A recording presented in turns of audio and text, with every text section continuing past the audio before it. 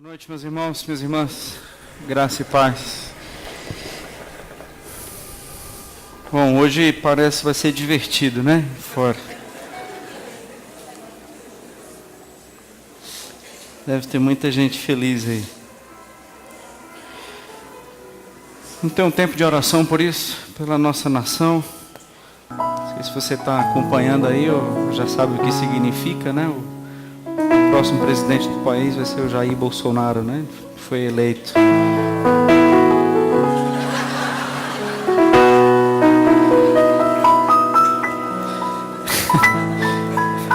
Vamos orar. Vamos orar, né? Vamos ter uma palavra de oração. Nosso Deus, nós assumimos uma posição diante do Senhor agora, em favor da nossa nação, sabendo que, conforme a Tua palavra, governantes e líderes, eles só podem assumir qualquer posição se for de acordo com a Tua soberania e vontade. Nós acreditamos que o mundo está completamente submisso à Tua voz. Não há ninguém que tenha poder de autoridade que não venha do Senhor.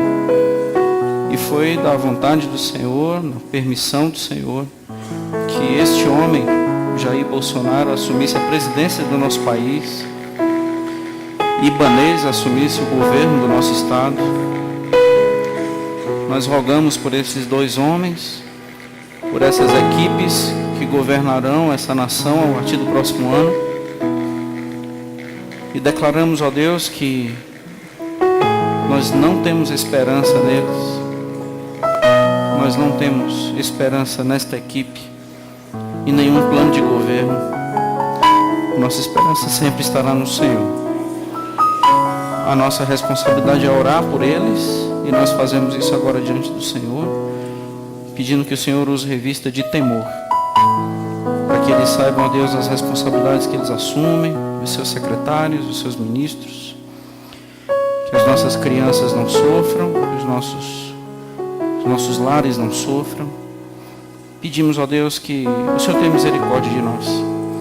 Colocamos diante do Senhor eles, e também nós, rogando ao Pai que esse mundo encontre uma igreja melhor a cada ano, e não que essa igreja encontre um mundo melhor a cada tempo. Nós queremos ser uma igreja melhor para este novo governo. Nós queremos ser uma igreja mais atuante para este novo governo. E queremos ser um povo que brilha ainda mais e salgará ainda mais nos próximos anos, nos próximos dias, nas próximas horas. Pai Santo, agora onde a Tua palavra será pregada, nós rogamos que o Senhor incline o nosso coração e a nossa mente para aquilo que o Senhor quer falar com a gente. Qual a nossa posição, ó Deus, em terra que não é nossa?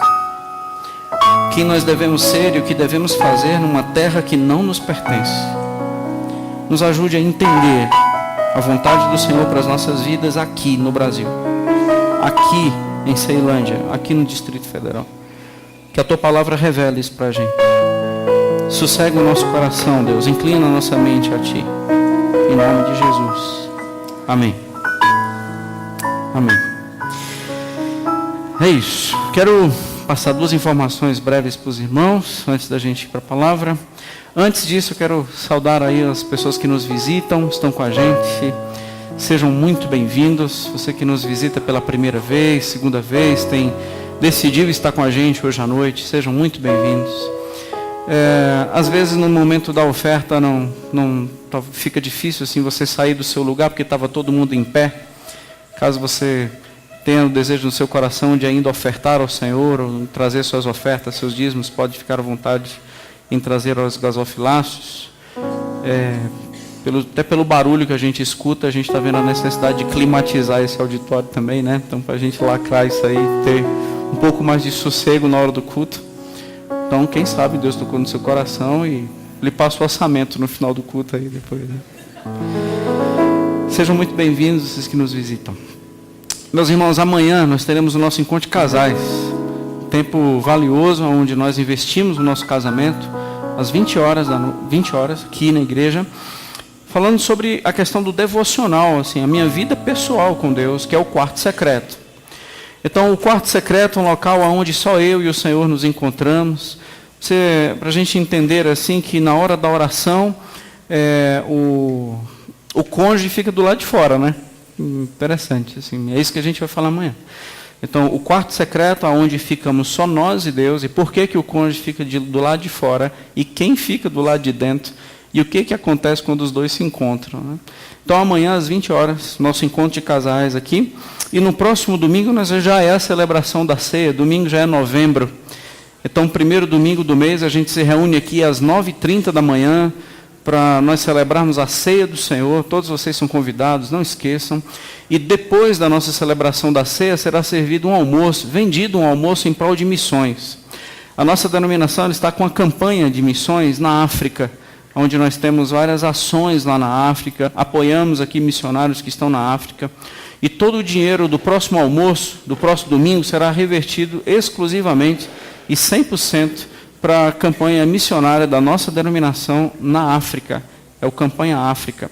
Então, a marmita será R$12, o almoço R$12, o cardápio está aí. Se os irmãos puderem encomendar, eu sei que sempre isso é difícil para quem trabalha, nós não sabemos quantos a gente prepara. No último almoço nós tivemos um problema, porque teve mais pessoas para comprar do que marmita para vender. Isso não é falta de fé, gente. Isso é judiação de vocês. Assim, porque se vocês dissessem, ou pelo menos reservassem, a gente saberia quantas marmitas nós teríamos que preparar. Então, não tem como a gente preparar 300 marmitas e vender 100. Então, a gente tem uma margem muito pequena em cima das encomendas. Então, meus irmãos, está aí um projeto bom de você se envolver. Então, encomende logo, acho que é Luiz e Marcelo que estão pegando as encomendas, você pode fazer, então, lá na cantina ou na secretaria no decorrer da semana, mas nos ajude, encomende. Marcelo está lá atrás. Fique em pé, Marcelo, por favor. O pessoal te vê. Então, pode encomendar as marmitas aí com o Marcelão. Luiz está aqui, não? Luiz também. Fique em pé, Luiz, para o pessoal te identificar, porque cada um estiver perto aí um do outro. Então, os irmãos podem encomendar as marmitas com eles. Vai nos ajudar muito. Bom, vamos para a palavra do Senhor. Eu convido você a abrir sua Bíblia em Jeremias, profeta Jeremias, capítulo 29.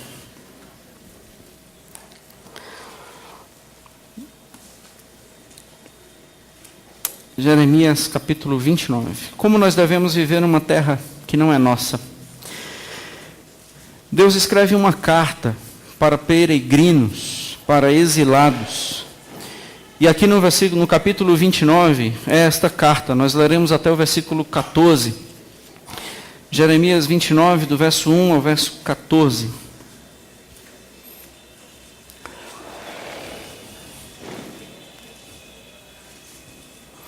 São estas as palavras da carta de Jeremias, o profeta.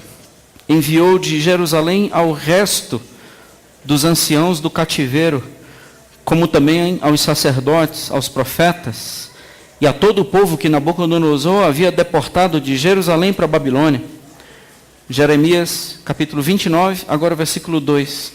Depois que saíram de Jerusalém, o rei Jeconias, a rainha mãe, os oficiais, os príncipes de Judá em Jerusalém, e os carpinteiros e ferreiros. A carta foi mandada por intermédio de Elasa, filho de Zafã, e de Gemarias, filho de Ilquias, os quais Edequias, rei de Judá, tinha enviado à Babilônia, a Nabucodonosor, rei da Babilônia, e dizia: assim diz o Senhor dos Exércitos, o Deus de Israel, a todos os exilados, que eu deportei de Jerusalém à Babilônia. Quem deportou? O Senhor. Dizendo o seguinte: edificai casas e habitai nelas, plantai pomares e comei o seu fruto, tomai esposas e gerai filhos e filhas, tomai esposas para vossos filhos, e dai vossas filhas a maridos, para que tenham filhos e filhas. Multiplicai-vos aí e não vos diminuais. Procurai a paz da cidade para onde vos desterrei, e orai por ela ao Senhor, porque na sua paz vós tereis paz. Porque assim diz o Senhor dos Exércitos, o Deus de Israel: não vos enganem os vossos profetas que estão no meio de vós, nem os vossos adivinhos, nem dei ouvidos aos vossos sonhadores, que sempre sonham segundo o vosso desejo. Porque falsamente vos profetizam eles em meu nome. Eu não os enviei, diz o Senhor. Assim diz o Senhor: Logo que se cumprirem para a Babilônia 70 anos, atentarei para vós outros e cumprirei para convosco a minha boa palavra, tornando a trazer-vos para este lugar. Eu é que sei que pensamentos tenho a vosso respeito, diz o Senhor, pensamentos de paz e não de mal, para vos dar o fim que desejais. Então me invocareis, passareis a orar a mim e eu vos ouvirei. Buscar-me-eis e me achareis, quando me buscardes de todo o vosso coração. Serei achados de vós, diz o Senhor, e farei mudar a vossa sorte. Congregar-vos-ei de todas as nações, e de todos os lugares para onde eu vos lancei, diz o Senhor, e tornarei a trazer-vos ao lugar de onde vos mandei para o exílio. E depois o povo começa a falar sobre aquilo que o Senhor tem feito, e Deus ainda continua escrevendo cartas ao seu povo, através do profeta. O que nós temos que fazer, irmãos, numa terra que não é nossa? Salmo 119 diz que nós somos peregrinos. O salmista fala no versículo 19, eu sou peregrino. Salmo 119, verso 19. Eu sou peregrino. Eu me alimento e eu sou guiado pelos teus testemunhos, pela tua palavra. Apóstolo Pedro fala que ele escreve aos peregrinos e aos forasteiros. Hebreus fala que aqueles que morreram na fé, Hebreus 11, são aqueles que, como peregrinos, contemplaram uma promessa sem ver o cumprimento. Mas como peregrinos, eles confessavam-se como peregrinos, como forasteiros. Esse coração, eu queria convidar você a refletir comigo hoje à noite, para que ele fosse ainda mais consolidado. Coração de peregrinos, coração de forasteiros, numa terra que não é nossa, aonde nós vivemos e não é o nosso lugar. Como viver? O que fazer aqui? Como nós devemos nos comportar? Aonde são os nossos movimentos e como são? Em direção a quê? O que eu preciso saber? E é basicamente isso. Enquanto em épocas de eleição, nós já sabemos agora quem será o governante e os governantes, meus irmãos, isso nos interessa muito pouco. Muito pouco. Pelo fato de nós não sermos daqui. Nos interessa, sim. Temos compromisso, sim. É importante, muito. Mas não tão muito. Mas bem pouco.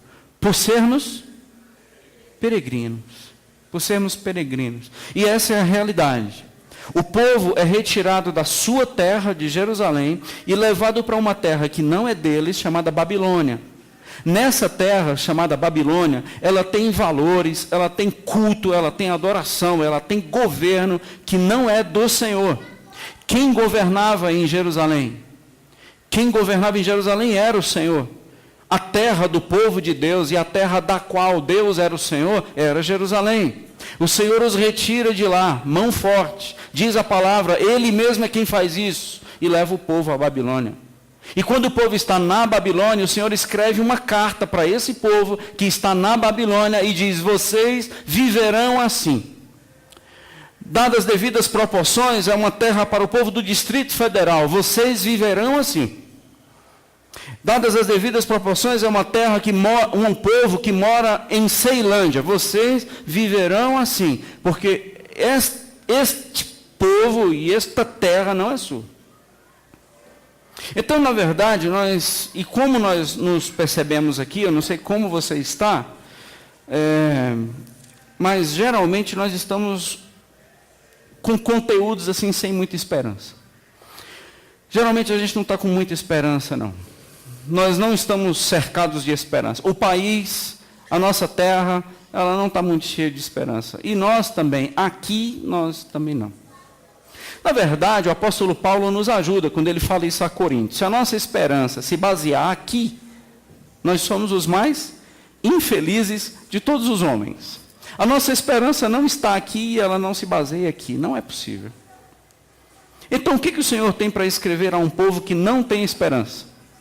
Então eu tiro aqui do versículo 4 ao versículo 7, um povo que não tem esperança. Irmãos, avisando assim, eu estou vendo várias crianças, nós temos atividade para crianças lá em cima, pessoal do berçário também, vendo algumas mãos aí. Caso vocês precisem, o pessoal da recepção está à disposição para ajudá-los, orientá-los, tá bom. Fiquem à vontade, caso vocês queiram, tem um pessoal bacana lá em cima, melhor do que ficar ouvindo esse cara chato aqui, ó viu? Né? De Deus, é só falar, ele avisa, eu quero ir. Então, o que fazer? com esse pessoal? O que eles precisam? O que o Senhor precisa ouvir para essa turma sem esperança? Bom, esses irmãos sem esperança, eles precisam construir casas. Versículo 4 ao versículo 7, a carta que o Senhor escreve aos exilados, a carta que o Senhor escreve a essas pessoas, tem várias orientações. Verso 5, edifiquem casas, construam casas, façam construções novas da sua vida.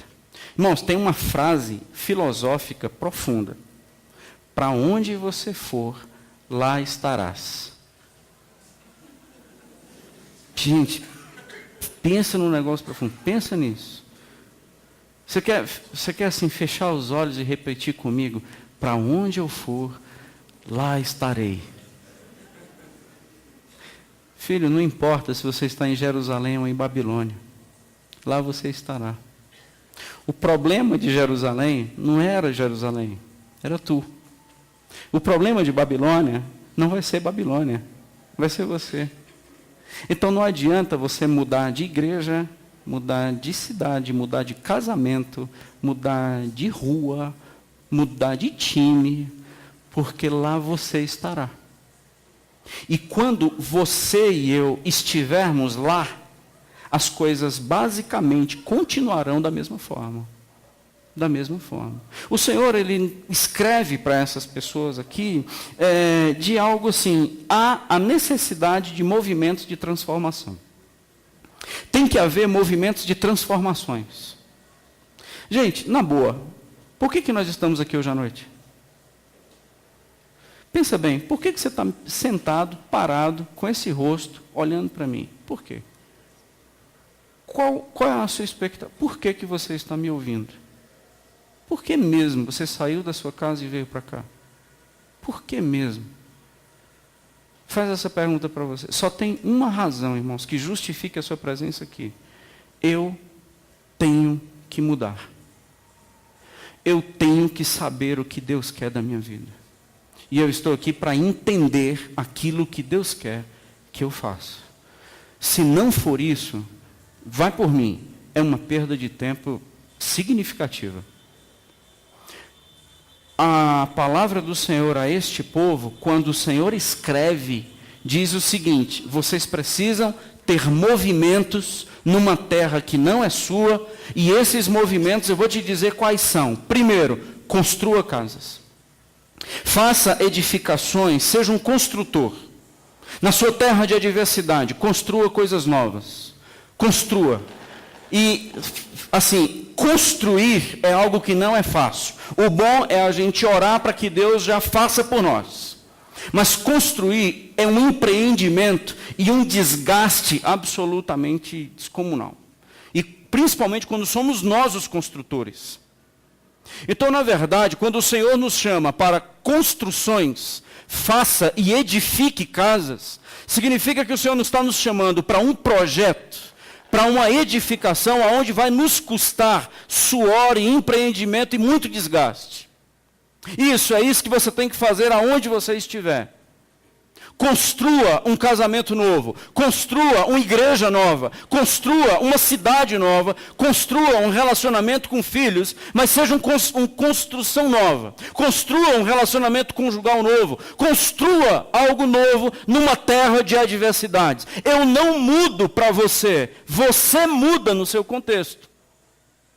As coisas ficariam muito fáceis numa terra de adversidade, você orar para que eu mude.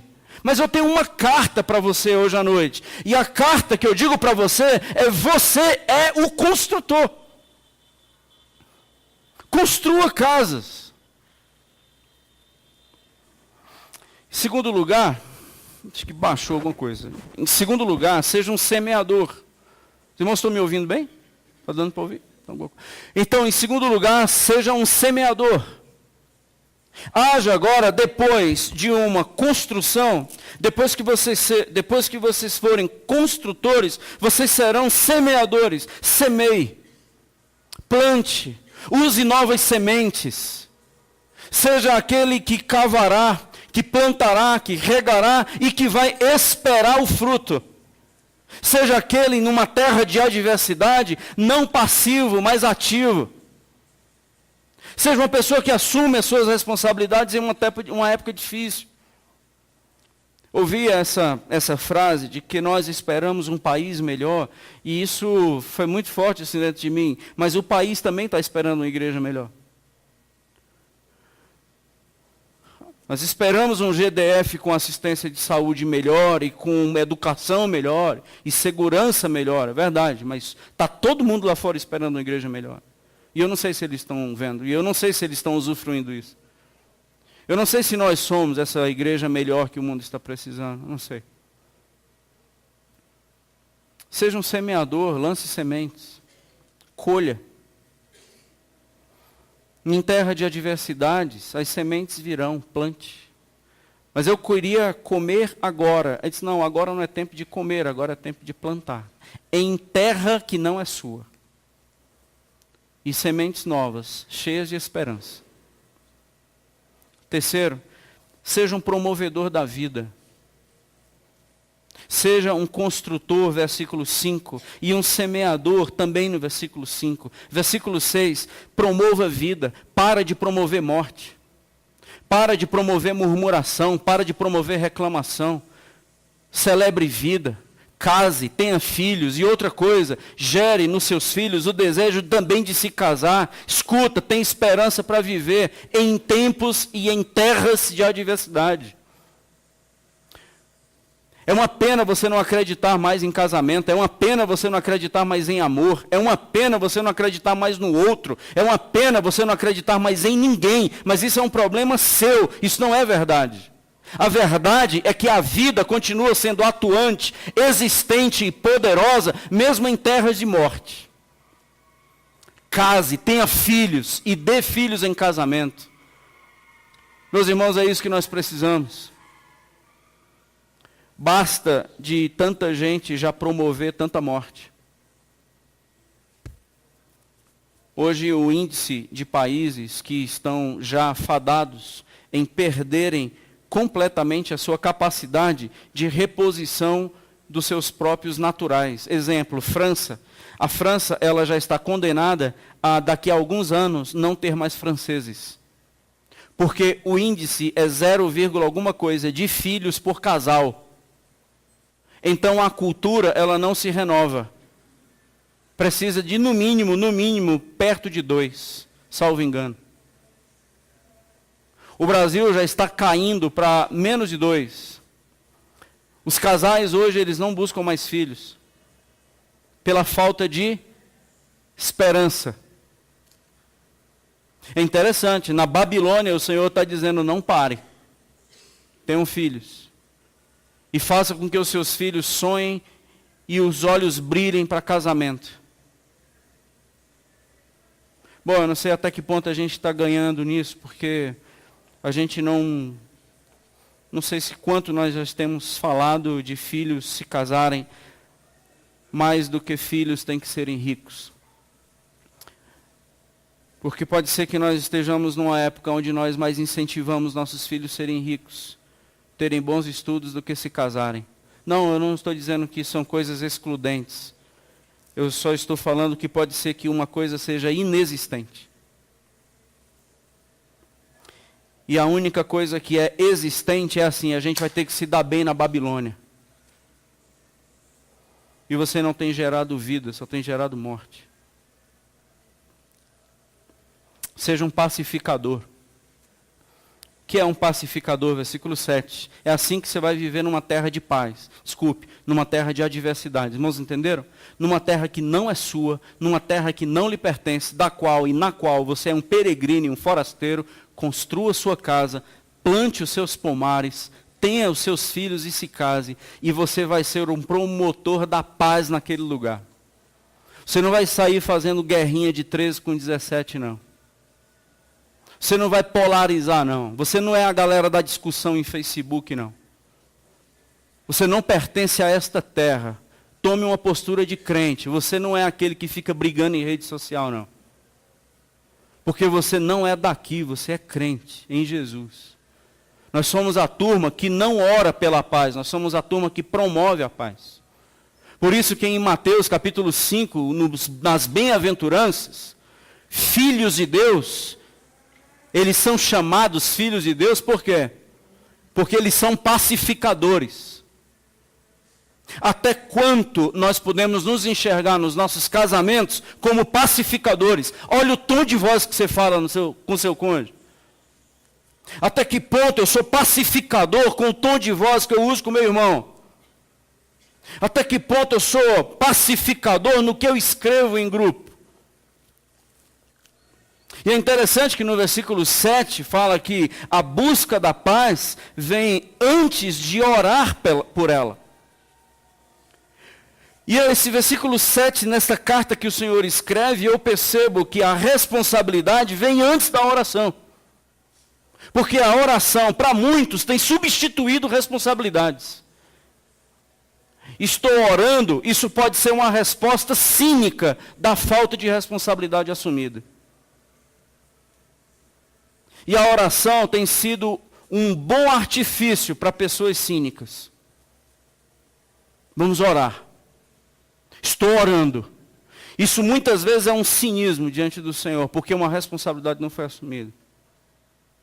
Tipo, eu estou orando para Deus me mudar. Bom, não sei como é que isso acontece. Quando na verdade eu tenho que mudar. Mesmo contrariando todos os meus ímpetos e todos os meus desejos. Eu tenho que mudar. É o tipo de atitude que eu não terei mais. É o tipo do tom de voz que eu nunca mais usarei, por mais que eu esteja revestido de razão. Por quê? Porque quem promove paz não é quem tem razão, é quem tem Cristo. Você quer ver uma pessoa acabar com a paz de qualquer ambiente? É ela se considerar com a razão. Não há lar que sustente, igreja que se mantenha, nação que não vá para a guerra. Só precisa se considerar com a razão. Vai ter guerra. É o que a gente está vendo aí no país e o que a gente vai ver, que Deus tenha misericórdia para que esse país não vire um campo de guerra vermelho contra qualquer outra coisa. 13, verso 17. Esse contra aquele. Só precisa se considerar com verdade. Nós não somos a turma que vai brigar pelo nosso direito. Nós somos a turma que vai gerar paz numa terra que não é nossa. Dá para entender isso, gente? Exatamente porque eu sou peregrino, é que eu vou lutar pela paz da terra na qual eu vivo. Deixa eu dar um exemplo. Fiquei pensando nesse exemplo, achei muito interessante. Assim. Tem um ditado que fala que em terra de cego, quem tem olho é rei, né? Como é que você traduziria esse ditado para a Bíblia? O que a Bíblia... Pensa aí, rapidão. Em terra de cego, quem tem olho é o quê? Biblicamente. Vou explicar assim. Aqui só mora cego. Só você enxerga. Você é quem? Biblicamente. Você vai pelo dito, você é rei. E se for rei, o que é que isso significa? Governo, direito, privilégio, honra, domínio. Em terra de cego, quem tem olho é rei. Bom, biblicamente, em terra de cego, quem tem olho é responsável. Porque ninguém vê, só tu. E se ninguém vê, só você vê, quando você for orar, dizer assim, Senhor, obrigado, porque aqui nessa casa todo mundo é cego e só eu enxergo, veja se isso é motivo de gratidão. Porque está indo para o abismo e você está vendo. E se você está enxergando alguém indo para o abismo, o que você é? Exatamente, a gente não fala, mas nós somos responsáveis. Se você está passando por uma grande necessidade da sua igreja, e você viu uma grande necessidade da sua igreja, você viu aquilo que você viu, você se tornou responsável, porque você viu. E ninguém precisa te chamar, e você não precisa ser vocacionado, você só precisa ser iluminado. Por isso que cegueira tem a ver com pecado. Cego guiando cego. Se você viu o copo descartável no chão e você não pegou, porque você imagina que tem alguém responsável, você vai prestar contas com o dono desse lugar. Entendeu? Só um exemplo. Porque você viu. Quando o Senhor disse, olhe para os campos e vede que estão branquejando, não é para os discípulos se sentirem sensibilizados, mas sim responsabilizados. Porque vai perder toda a colheita por tua causa, porque você viu e não fez nada. Você está vendo o seu irmão sangrando, você está vendo a sua esposa sangrando, você está vendo os seus filhos desamparados e você não faz nada, você é irresponsável, porque você viu. Então falar de problemas de igreja, isso qualquer imbecil faz. Dizer o que está precisando aqui, qualquer pessoa faz. Quem assume responsabilidade é só quem viu pelos olhos do Senhor. Na verdade, eu sonho com uma igreja e com um lugar com muita gente enxergando. Porque cansa demais, irmãos, lidar com um povo cego. Por que que só na sua casa você vê? Porque Deus está te chamando a responsabilidade. Para de reclamar do seu marido. Pare de reclamar dos seus filhos. Pare de reclamar do mundo. Pare de reclamar de uma terra que não é tua. Se você está vendo, é porque Deus quer te usar com responsabilidades de guiar pessoas no caminho certo. Porque tu está vendo.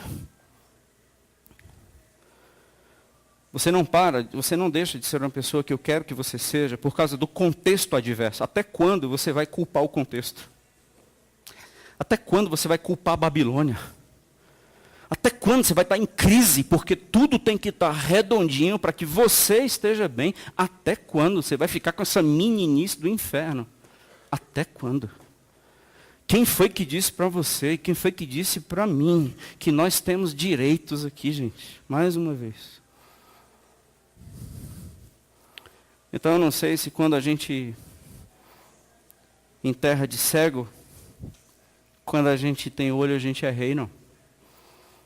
Eu acho que quando a gente está enxergando em terra de cego, nós estamos exaustos. Porque nós assumimos responsabilidades, porque nós vemos.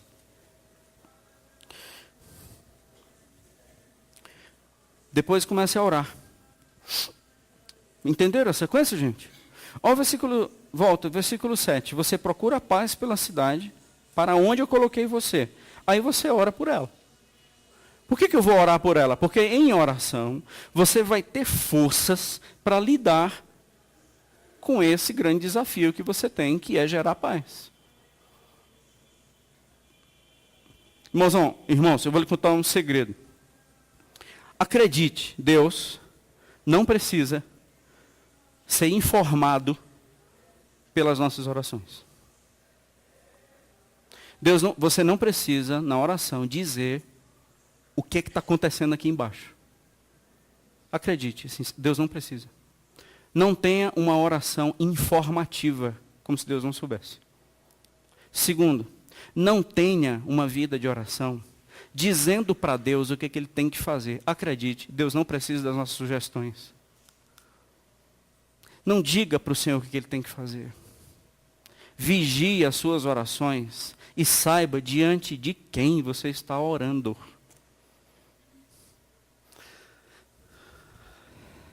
Ao receber um diagnóstico, dizer, Senhor, eu quero dizer para o Senhor aqui o que é que consta em um diagnóstico.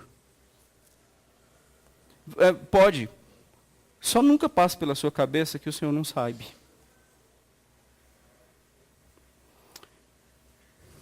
Eu sei que isso é um desafio para todos nós.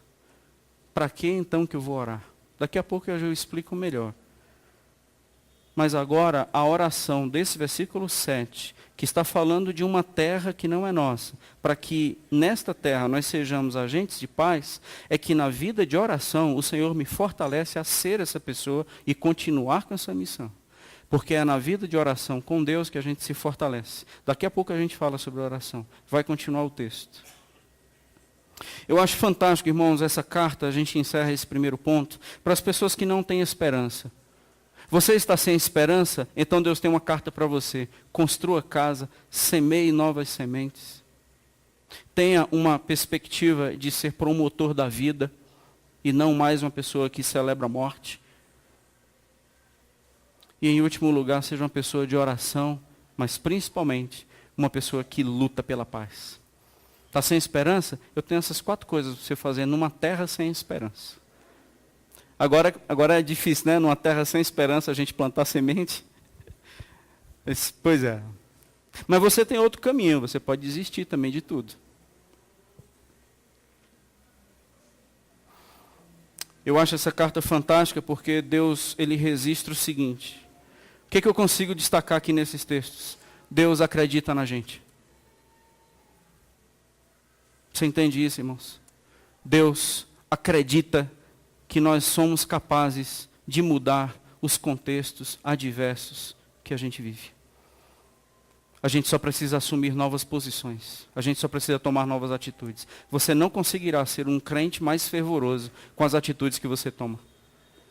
Enquanto você não tiver novas construções. Enquanto você não começar a usar novas sementes, você não conseguirá. Meus irmãos, nós não conseguiremos ser mais envolvidos na obra do Senhor, tendo um estilo de vida distante. Acredite. Você nunca vai conhecer ninguém nessa igreja e acredite, ninguém também vai te conhecer, não. Porque enquanto você não se envolver, se você não começar a usar novas sementes, se você não começar a ter novas construções, se você não começar a ter casamentos e começar a ficar grávidos de novos relacionamentos, parir novos relacionamentos, gerar vida e ter uma gravidez nova do Espírito do Senhor, essas coisas não vão acontecer. Então, mas eu acredito assim, como essa palavra do Senhor é fantástica. Eu acredito em vocês, que mesmo no meio da Babilônia, vocês podem mudar o contexto de vocês. Glória a Deus, irmãos. É por aí. Verso 2. Desculpe. Ponto 2. Os propensos a acreditar numa falsa esperança. Perceba, versículo 4 ao versículo 7... Eu trabalho naqueles que não têm esperança. O que fazer? O que Deus fala conosco? Com aqueles que não têm esperança. Do verso 8 ao verso 9, são aqueles que são propensos a acreditar em falsas esperanças. E veja o que o Senhor fala no versículo 8. Diz o Senhor dos Exércitos: não vos enganem os vossos profetas que estão onde? No meio de vós. Faz parte dos relacionamentos. Eles batem nos nossos ombros como irmãos. Eles professam a mesma fé, eles falam do mesmo Deus, eles anunciam a mesma palavra. Eles estão no meio de vós, não são os babilônicos. São aqueles que saíram também de Jerusalém, mas são falsos profetas. Escuta, não vai pela cabeça deles. Em tempo de adversidades, em tempo de muita angústia, o que você mais gostaria de ouvir? Exatamente os chavões e os clichês que os evangélicos criaram. Deus está trazendo a tua vitória hoje. Bom, aqui está dizendo que é daqui a 70 anos. Então não acredita em palavra tem poder, não. Acredita que a minha palavra tem poder.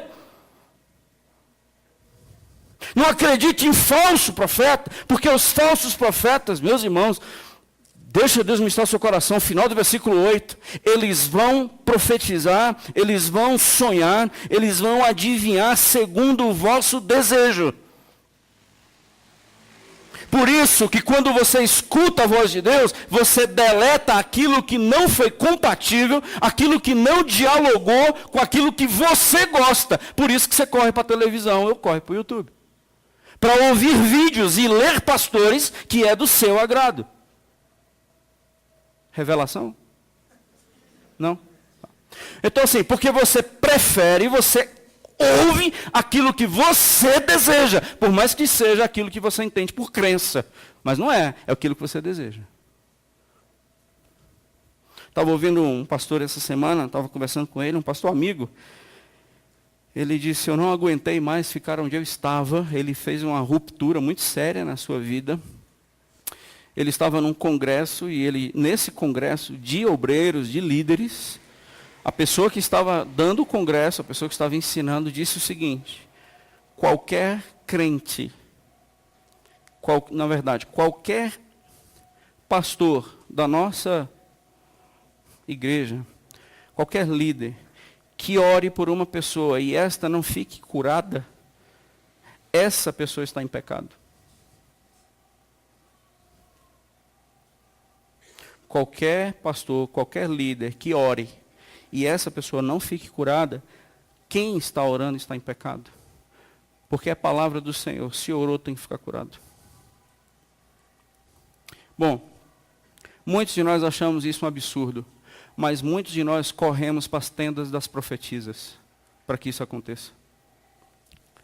Muitos de nós achamos isso um absurdo, mas muitos de nós fazemos campanhas nas ocultas, que o pastor da Nova Vida não saiba, porque a gente acredita que em algum lugar tem poder, menos aqui. Revelação, irmãos? Quando é que você vai parar de correr atrás do que você deseja e vai começar a inclinar os ouvidos para o que eu tenho para te dizer? Nenhuma profecia tem que estar dialogando com aquilo que você deseja. Toda profecia ela existe para te matar. E para dizer, não vai ser feito o que você quer, vai ser feito o que eu quero. E não é você que manda em mim, porque eu sou Deus. Eu posso decidir fazer absolutamente contrário de tudo aquilo que você está orando. Porque eu é que sei que pensamentos tenho a vosso respeito.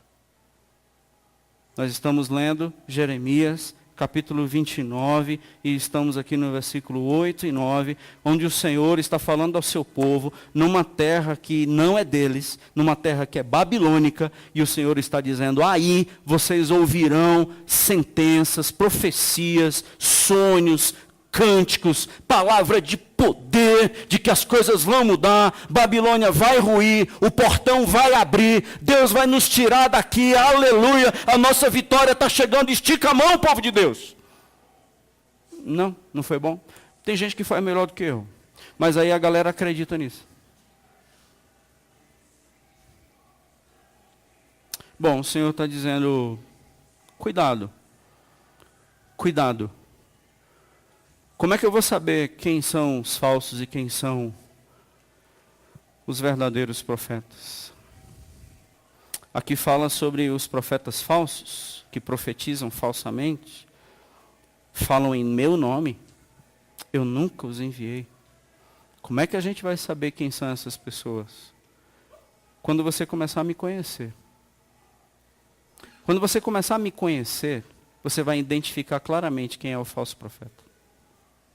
E deixa eu te dizer uma dica quem eu sou. Qual é a esperança certa que você vai ter que ter? Primeiro ponto, os que não têm esperança. Segundo ponto, os propensos a ter a falsa esperança. Terceiro ponto, como é então a genuína esperança? Aí nós vamos agora do versículo 10 ao versículo 14. Como é que a gente descobre a verdadeira esperança? Bom, saiba de uma coisa. O tempo quem define sou eu. Versículo 10. Logo que se cumprirem para a Babilônia 70 anos, aí eu vou voltar para vocês. Você continuaria sendo crente para esse milagre que você tanto está precisando hoje, e Deus dizer assim, eu só vou te responder daqui a 70 anos, você continuaria adorando ao Senhor? Ou você está aqui na expectativa de que Ele responda hoje? Se Deus dissesse assim, eu só vou te responder daqui a 70 anos, você continuaria firme? Pois aqui é o que está. Deus tirou esse povo da terra que era deles, levou para a Babilônia. Meus irmãos, atente bem, olha o que o Senhor fez com esse povo. Nessa terra, o que eles vão fazer? Eles vão construir casas, eles vão plantar pomares, eles vão construir famílias, e eles vão ter uma vida social tranquila. Bons relacionamentos com Babilônia, porque eles vão ser os promotores da paz. Pegaram? Então é o seguinte, há muitas pessoas que estão na Babilônia, construíram suas casas, plantaram seus pomares, têm bom relacionamento com todo mundo. Meus irmãos, eles são pessoas que têm uma tranquilidade em relação à família, porque eles se casaram, tiveram filhos. A pergunta agora que o Senhor está fazendo para esse povo é: eu vou te dar 70 anos, para saber se durante 70 anos você não vai preferir a tua casa, você não vai preferir teu pomar, você não vai preferir uma relação bacana com a Babilônia, e se você não vai preferir a tua família. Daqui a 70 anos eu volto para a gente conversar. E você verá que o problema nunca foi Jerusalém e nunca foi Babilônia. Eu quero saber qual é o teu relacionamento comigo. Porque eu não estou em Babilônia e eu não estou em Jerusalém. Eu estou em todo lugar. Os verdadeiros adoradores não adoram mais no endereço. Os verdadeiros adoradores adoram uma pessoa. Então você está lá na Babilônia. E a gente vê isso assim, pouco. Mas nós vemos crentes hoje, aqui na Babilônia, Ceilândia. Babilônia DF, Babilônia Brasil.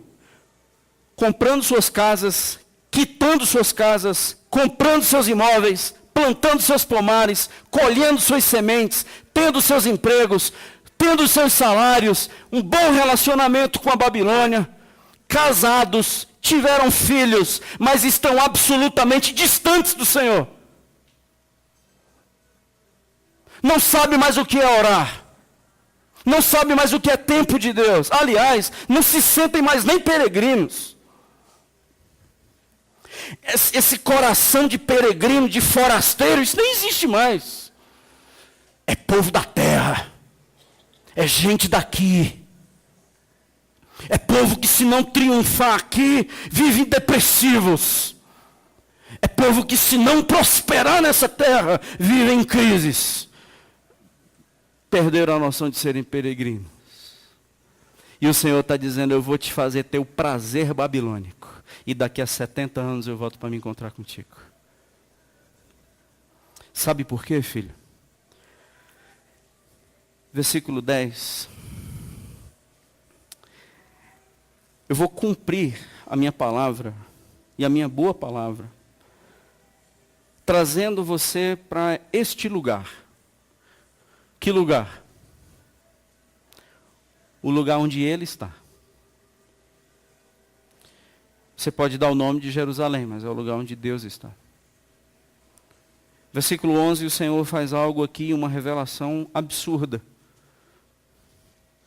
Eu é que sei que pensamentos tenho a vosso respeito. Pare de supor coisas sobre mim. Pare de pressupor qual é a minha vontade. Conheça quem eu sou. Eu é que sei que pensamentos tenho a vosso respeito, diz o Senhor. E os meus pensamentos são de paz e não são de mal, para dar a vocês o fim que vocês desejam. Pergunta: que fim você deseja? Percebe que esse texto ele tem duas vias? Tem dois desejos então aqui, nas subentendidos. Qual o desejo que você tem? Bom, porque aqui os profetas profetizarão segundo o vosso desejo, no final do versículo 8. E aqui o Senhor está dizendo: eu vou te dar o fim que você desejar. Versículo 11. Qual é o fim que você deseja? Percebe? Você deseja o quê? Comigo ou deseja Babilônia? Versículo 12. Então, o teu trajeto até lá vai ser o seguinte: você vai me invocar. Versículo 12, você vai ter um relacionamento comigo durante esses 70 anos. Você vai construir suas casas, plantar seus pomares, construir sua família, e você vai ter um bom relacionamento babilônico. Eu vou te ceder essa bênção. Mas durante esse tempo, você vai me invocar. E quando você me invocar, eu vou ouvir. Você vai ter um tempo de oração comigo. E agora, esse tempo de oração não é mais para que se realize a tua vontade. Porque é o seguinte: você já vai construir casa, plantar pomares, ter filhos, casamento, e você vai ter um bom relacionamento. Você quer mais o quê?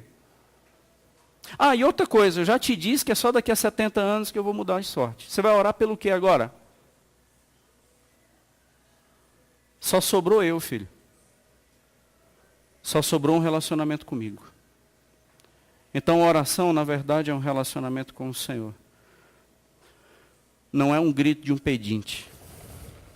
é um relacionamento profundo. Você vai ter que ter uma busca. E essa busca, no versículo 13, vai ter um sucesso. Porque você vai me achar. Mas você só vai me achar com uma condição.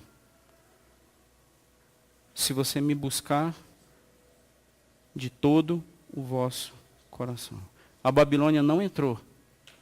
E a Babilônia não ocupa espaço, não é? Senão, Senhor, então você vai me achar. Sabe por que você não me encontra até hoje? É porque o seu coração não é totalmente meu. Sabe por que eu sou um Deus tão distante de você? É porque o seu coração é dividido. Quer uma dica? Resolve. Resolve. Sabe por que você busca e não me encontra?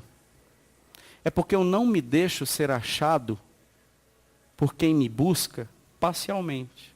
Ah não, você leu Bíblia, entendi. Você conhece cântico, entendi. Mas quem eu sou você não sabe. Você nunca me encontra e nós nunca estamos em rota de colisão. Você não me conhece.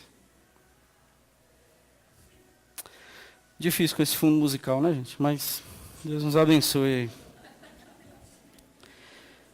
Então a oração é levada a um campo de relacionamento, irmãos. Só o campo de relacionamento. Esperança não é lutar pelo que vai dar certo. É lutar pelo que vale a pena. Esperança não é lutar pelo que vai dar certo. Esperança é lutar pelo que vale a pena. Isso é esperança. Não sei se vai dar certo. Quero caminhar para o encerramento, irmãos. Deus é um Deus de todo controle, até mesmo para ser achado. Eu acho muito interessante as orações poderosas que mandam em Deus. Eu acho muito curioso. Determina, não aceita. E é interessante que Deus, até mesmo para ser achado, é Ele que decide. Não é o homem gritando, é o homem se humilhando. Eu nunca vi na Bíblia Deus se submetendo a gritos humanos. Eu só vejo Deus se aproximando daquele que é humilhado pela sua própria condição. Aí eu serei achado de vós, diz o Senhor. E aí eu vou mudar a sua sorte. Daqui a 70 anos eu vou congregar vocês de todas as nações, de todos os lugares, para onde eu vos lancei, diz o Senhor. E tornarei a trazer-vos ao lugar de onde vos mandei para o exílio. Meus irmãos, muitos de nós estamos ou deveríamos estar com muita saudade de Deus.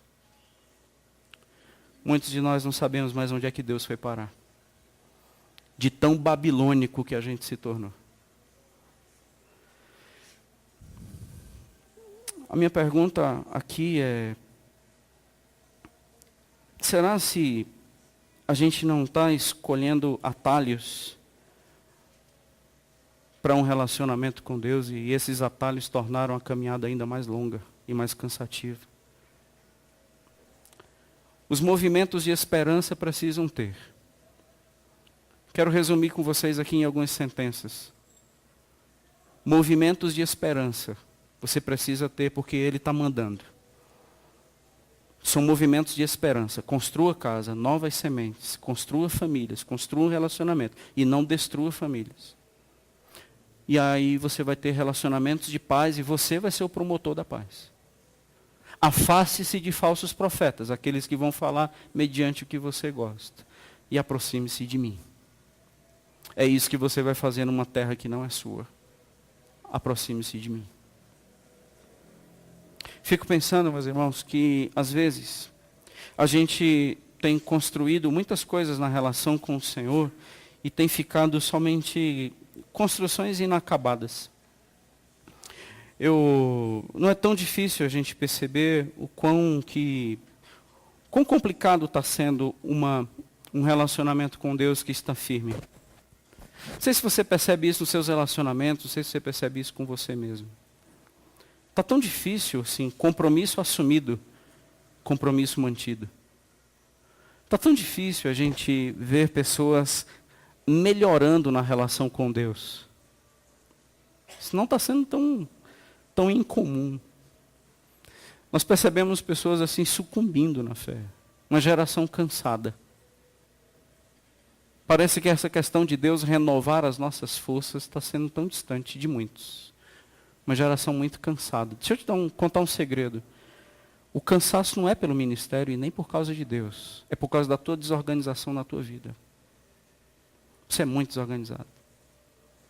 Você não sabe mais o que é prioridade na sua vida. Você está construindo casa demais. Você está plantando pomares demais. Que bom. Mas o trágico é que você não sabe mais quem é o Senhor. Pergunta. Não é tão assim, pastor. Então vamos fazer uma pergunta para nós, assim, para nós. Como estamos numa vida de oração? Como é que está a sua vida de oração? Fala a verdade. Não é a oração antes do almoço, antes do jantar, não. Mas como é que está a sua vida de oração? Quando foi que você teve um grande encontro com Deus pela última vez? Você estava buscando e Ele se revelou a você. Como foi a última vez? Qual foi a última vez que você foi um promotor da paz? Qual foi a última vez que os compromissos que você assumiu não se tornaram em casas inacabadas? Deixa eu te contar, eu vou mandar uma carta para todos, assim, líderes de ministério, professores e tal. Essa semana, nos próximos dias, só apenas perguntas para a gente avaliar. A gente está chegando no final do ano. E é bom fazermos algumas avaliações ministeriais e tal. Deixa eu pedir uma coisa para você pensar, gente. Às vezes, aquilo que a gente planejou com o Senhor não está passando de uma casa que não saiu do alicerce. Você lembra se você fez algum plano para esse ano 2018? Com Deus. Está acabando 2018. Você percebe assim, o que você fez e se deu certo? Você percebe o tanto que o ministério que você assumiu é um ministério que dá dó de ver? Que você não tem compromisso. Você não tem prioridade.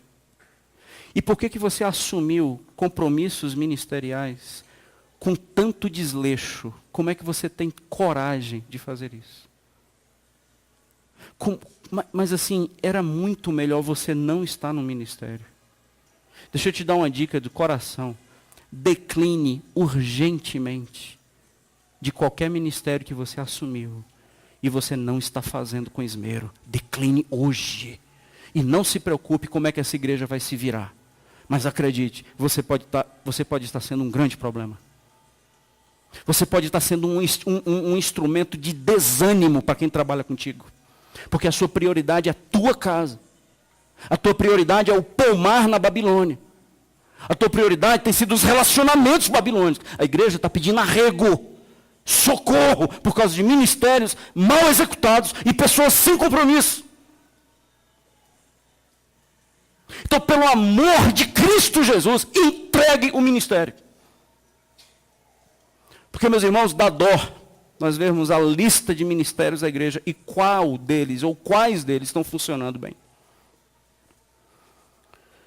A terra está ruim? Não esqueça de Deus. Esqueça do Senhor não. Daqui a 70 anos ele vai voltar. Mas ele vai voltar quem vai querer voltar para ele. Quem já está arraigado em Babilônia e já pertence à Babilônia, não pertence mais a ele. Leia Naum. Leia a sentença do Senhor a Nínive. E você vai ver o que Deus vai fazer com aqueles que antes se converteram com Jonas. E depois eles agora estão dando de costas para o Senhor. Veja o que o Senhor vai falar para esse povo. Minha palavra, meus irmãos, é que Jair Bolsonaro assumiu a presidência do país. Isso para a gente tem a mínima importância. Porque quem muda de trono, ou quem muda no trono babilônico, para a gente é muito indiferente. A não ser que você esteja preocupado com a sua vida e a minha vida melhor aqui. Mas Deus não chamou para uma vida melhor aqui não. Deus nos chamou com a vida com Ele.